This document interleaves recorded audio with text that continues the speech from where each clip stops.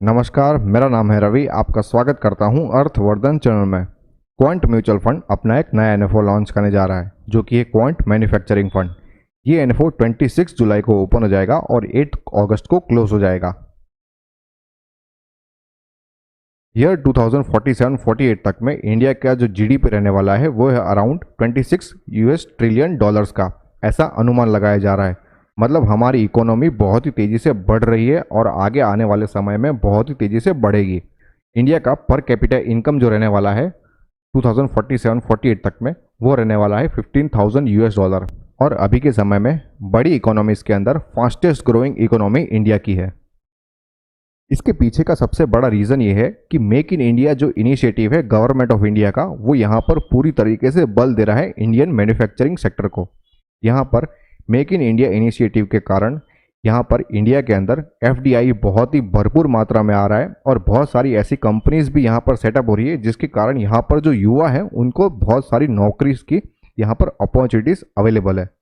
यही सारे रीज़न है जिसके कारण इंडिया आगे आने वाले समय के अंदर बहुत ही तेज़ी से बढ़ेगा। फोर्ड मोटर कंपनी के जो सीईओ है उन्होंने भी यही बात कही है, जो कि मैं इंग्लिश में बताता हूँ। No country is ever successful in the long term without a really strong and vibrant manufacturing base. Manufacturing base के बिना कोई भी कंट्री ऐसा नहीं होने वाला है जो बहुत ही तेज़ी से आगे बढ़े। मैन्युफैक्चरिंग के अंदर चाइना नंबर 1 पोजीशन पर आता है, लेकिन चाइना की जो साख है मैन्युफैक्चरिंग के अंदर वो धीमे धीमे कम हो रही है। उसको रिप्लेस करने के लिए यहाँ पर इंडिया, थाईलैंड और वियतनाम अवेलेबल है। लेकिन उसमें भी इंडिया का जो मैन्युफैक्चरिंग है वो बहुत ही तेज़ी से बढ़ रहा है और ये सेक्टर आगे आने वाले समय में और भी तेज़ी से बढ़ेगा। अब यहाँ पर मैन्युफैक्चरिंग इतना तेज़ी से बढ़ने के पीछे के बहुत सारे रीजंस हैं। कुछ रीजंस मैं आपको बताता हूँ। टेक्नोलॉजी का एडेप्टेशन इंडिया के अंदर बहुत ही तेज़ी से होता है और जैसे कि हम सबको पता है, इंडिया से जो सबसे ज़्यादा एक्सपोर्ट होने वाला कोई अगर सर्विस है तो वो है आईटी, इंफॉर्मेशन टेक्नोलॉजी। इंडिया के अंदर टैलेंट की भी कोई कमी नहीं है। सप्लाई चेन मैनेजमेंट जो है वो भी इंडियन गवर्नमेंट ने बहुत ही सुदृढ़ करके रखा हुआ है। अभी के समय में हम देख रहे हैं कि बहुत सारी स्मार्ट फैक्ट्रीज भी एस्टेब्लिश हो रही है। उसके पीछे का भी रीज़न है टेक्नोलॉजी। और अगर हम सस्टेनेबिलिटी की बात करते हैं तो यहाँ पर कार्बन न्यूट्रलिटी की तरफ भी इंडिया बहुत ही तेज़ी से आगे बढ़ रहा है। इंडियन मैन्युफैक्चरिंग सेक्टर बहुत ही तेज़ी से आगे बढ़ रहा है। उसके पीछे बहुत सारे रीजंस है। इसमें जो सबसे बड़ा रीज़न है वो गवर्नमेंट ऑफ इंडिया के द्वारा जो इनिशिएट किया गया है वो है मेक इन इंडिया इनिशिएटिव, जो कि बहुत ही ज़्यादा लाभकारी साबित हो रहा है इंडियन मैन्युफैक्चरिंग के लिए। पीएम गति शक्ति योजना। अब इसमें क्या होता है कि जो यहाँ पर इंडिया के जो ट्रांसपोर्टेशन सिस्टम्स है उसको यहाँ पर बहुत ही मजबूत किया गया है, जिसके अंदर जो रोड्स है, रेलवेज है, एयरपोर्ट है, पोर्ट्स है, मास ट्रांसपोर्ट्स है, वाटरवेज है और लॉजिस्टिक्स के जो सपोर्ट्स है उनको बहुत ही सुदृढ़ किया हुआ है। पीएलआई स्कीम्स की अगर हम बात करें तो बहुत सारी सेक्टर के अंदर ऐसी ऐसी स्कीम्स चल रही है जहाँ पर मैन्युफैक्चरिंग के ऊपर आपको पीएलआई स्कीम मिलती है। मतलब अगर कोई कंपनी कोई स्पेसिफिक प्रोडक्ट बना रही है तो वो पीएलआई स्कीम के अंडर आती है, जिसके कारण उस कंपनी को बहुत ही ज़्यादा फायदा होता है।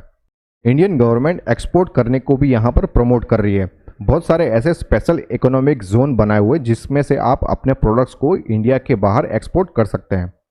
और लिबरल एफडीआई नॉर्म्स, मतलब फॉरेन डायरेक्ट इन्वेस्टमेंट को यहाँ पर इंडिया के अंदर ओपन कर दिया गया है। बहुत सारे सेक्टर्स ऐसे हैं जिसके अंदर 100% जितने एफडीआई यहाँ पर इंडिया के अंदर हो सकता है। उसके बारे में हमने एक सेपरेट वीडियो भी बनाया है एफडीआई के ऊपर, चाहे तो आप वो भी देख सकते हैं। बहुत सारे स्टेट्स ऐसे हैं जो बहुत ही तेज़ी से बढ़ रहे हैं, लेकिन बहुत सारे स्टेट्स ऐसे भी हैं जिनको अभी बहुत ही तेज़ी से ग्रो करना बाकी है मैन्युफैक्चरिंग सेक्टर के अंदर। जैसे कि हम यहाँ पर ग्राफ के अंदर देख सकते हैं कि हम मैप में देख सकते हैं कि यहाँ पर गुजरात है, महाराष्ट्र है, कर्नाटका है, तेलंगाना है, तमिलनाडु है, वेस्ट बंगाल है, यूपी है, हरियाणा है, पंजाब है। ये सारे जो स्टेट्स हैं वो बहुत ही तेज़ी से एफडीआई को एक्सेप्ट कर रहे हैं। मैन्युफैक्चरिंग सेटअप यहाँ पर हो रहा है और बहुत सारे युवा और बहुत सारे लोगों को यहाँ पर जॉब्स भी मिल रही है। ये इंडियन इकोनॉमी के लिए बहुत ही फायदेमंद साबित हो रहा है। इस फंड के 4 फंड मैनेजर्स रहने वाले हैं। पहले है संदीप टंडन, जो इस कंपनी के founder and chief investment officer है। दूसरे रहने वाले हैं अंकित पांडे, जो सीएफए है। तीसरे फंड मैनेजर रहने वाला है संजीव शर्मा और चौथे फंड मैनेजर रहने वाला है वैसाव सहगल, जो कि एक सीएफए है। क्वांट मैन्युफैक्चरिंग फंड के एनएफओ डेट्स की बात करें तो ये एनएफओ 26 जुलाई को ओपन हो जाएगा और 8 अगस्त को क्लोज हो जाएगा। इस फंड का बेंचमार्क रहने वाला है निफ्टी इंडिया मैन्युफैक्चरिंग इंडेक्स और इस फंड का एग्जिट लोड नील रहने वाला है। मतलब आप अपने पैसों को कभी भी रिडीम करते हो तो आपको किसी भी तरीके का एग्जिट लोड पे करने की ज़रूरत नहीं रहने वाली है। इस फंड का इनिशियल जो एनएवी रहने वाला है वो है 10 और एक्सपेंस रेशियो जैसे ही फंड लॉन्च हो जाएगा वैसे आपको पता चल जाएगा। ये एक ओपन एंडेड कैटेगरी का फंड रहने वाला है, मतलब आप इस फंड के अंदर कभी भी अपने पैसों को इन्वेस्ट कर सकते हो और कभी भी अपने पैसों को रिडीम कर सकते हो। ये रेगुलर और डायरेक्ट दोनों ही मोड में अवेलेबल रहेगा।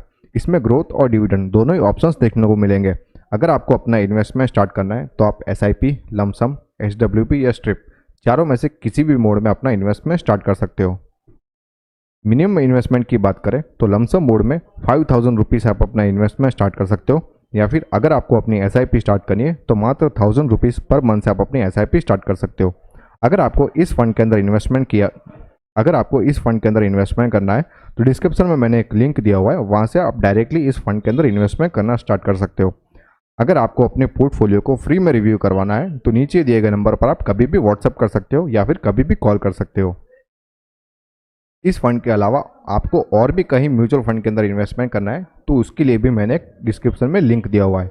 यहाँ पर आप म्यूचुअल फंड के अलावा insurance, FD, pre IPO, PMS और डिबेंचर्स जैसे अलग अलग ऑप्शंस को भी चेकआउट कर सकते हो। अब मेरा क्या मानना है इस फंड के बारे में वो मैं आपको बताता हूँ।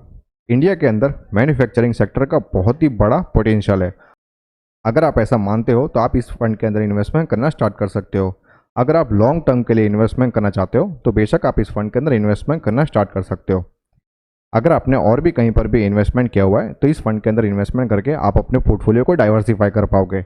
ये फंड शॉर्ट टर्म के लिए बिल्कुल भी नहीं है। अगर आपको इन्वेस्टमेंट के रिगार्डिंग किसी भी तरीके के क्वेश्चन है तो आप हमें टेलीग्राम, ट्विटर और इंस्टाग्राम पर फॉलो करके अपने क्वेश्चंस को पूछ सकते हो, और साथ में मैंने अपना नंबर भी दिया हुआ है। होप ये वीडियो आपको पसंद आया होगा। अगर ये वीडियो आपको अच्छा लगा तो लाइक करो, शेयर करो और सब्सक्राइब करो। Thank you.